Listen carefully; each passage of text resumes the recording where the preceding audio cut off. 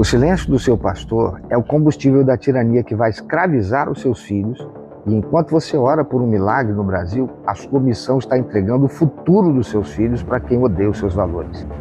O silêncio do púlpito é o combustível da tirania. Se você acredita que pastor não deve falar de política, que a fé não deve se manifestar na esfera pública, você não conhece a Bíblia, que carrega nem o tempo em que está vivendo. Omissão não é santidade, é entrega de território. Esse vídeo será um pouco mais longo do que o comum, porque o que eu vou te revelar aqui não cabe em 60 segundos e vai mudar a forma como você enxerga a sua responsabilidade diante de Deus e da nação.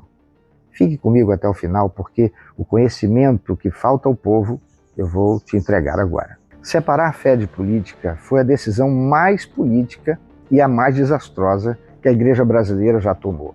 Por décadas fomos bombardeados por uma narrativa progressista que nos convenceu de que santidade é sinônimo de silêncio.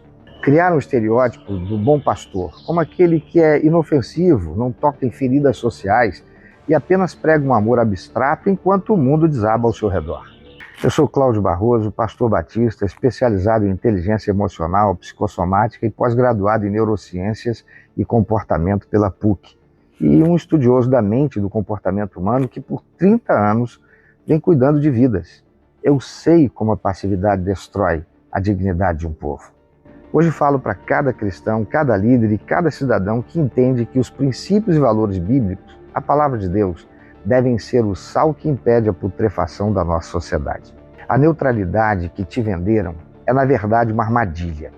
O resultado da nossa ausência está aí. Censura, universidades e escolas que se tornaram laboratórios de lavagem cerebral do progressismo, crianças sendo sexualizadas, aborto se tornando legalizado, a dignidade e a vida humana valendo menos do que um ovo de tartaruga ou um animal de estimação. Reclamamos de um país construído na nossa ausência. Mas entenda, o cristão que vota em branco ou anula o voto porque não gosta de política, na verdade está assinando uma procuração para que o mal político governe a sua vida. Quem se isenta do processo torna-se refém da própria omissão.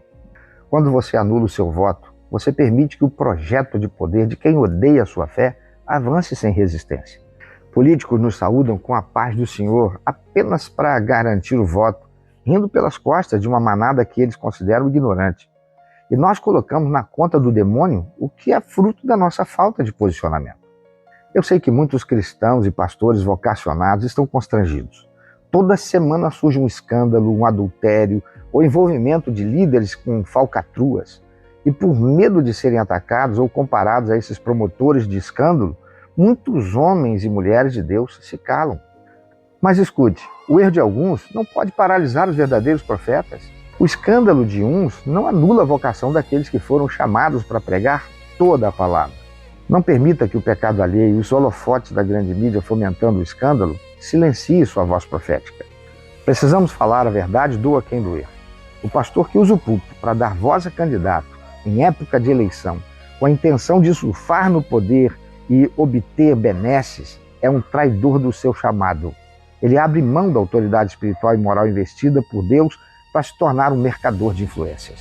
Mas o cristão sério não pode abrir mão de sua responsabilidade. Veja o exemplo do apóstolo Paulo na igreja de Éfeso. Ele não pregou apenas mensagens positivas, ele combateu o abandono do primeiro amor, denunciou falsos mestres, enfrentou a influência do paganismo e lutou contra o comodismo. Paulo sabia que essas influências externas ameaçavam a paz e a prosperidade de todos. Se somos sal e luz, nosso papel é iluminar o caminho, mesmo sob ataques. Muitos dizem que isso não é lugar de pastor, porque desconhecem as Escrituras. Jeremias enfrentou reis, Elias confrontou o sistema de Acabe e o culto a Baal. João Batista foi decapitado porque denunciava a imoralidade política de Herodes. O apóstolo Paulo desafiou o sistema romano ao declarar que Jesus Cristo é o Senhor.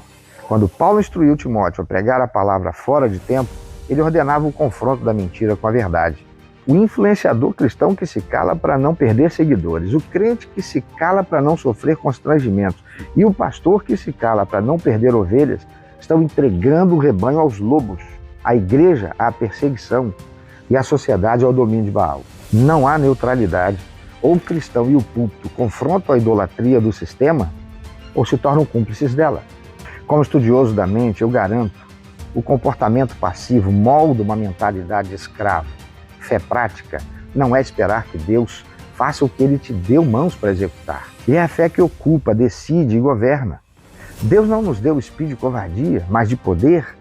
A verdadeira prosperidade e satisfação só existem sob os princípios e valores estabelecidos por Deus na Bíblia Sagrada. Como pastor batista, faz parte do meu ministério capacitar vidas para viverem com paz, equilíbrio e satisfação. Mas não há paz onde a mentira governa por falta de oposição. Não podemos ser o gado inofensivo que o sistema deseja. Você acredita que a igreja deve retomar seu protagonismo ou continuaremos reféns dos maus políticos por causa da nossa isenção? Pastor não deve confrontar os erros da política e deixar os cristãos serem influenciados por quem mente, erra e desencaminha? O seu silêncio tem custado o quê? Comente, compartilhe esse vídeo e desperte outro irmão hoje. Deus abençoe sua vida, sua família e o nosso Brasil.